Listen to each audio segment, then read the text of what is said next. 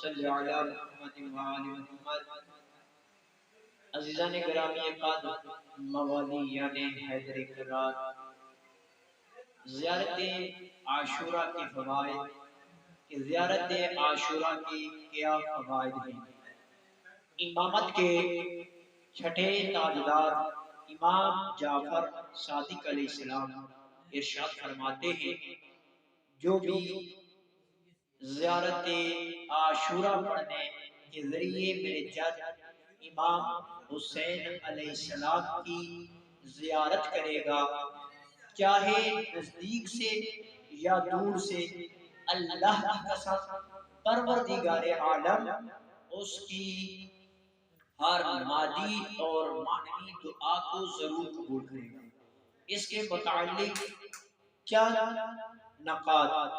پہلی بات تو یہ ہے کہ امام معصوم کہنے والے ہیں، اس وجہ سے اس حدیث کی بہت اہمیت ہے۔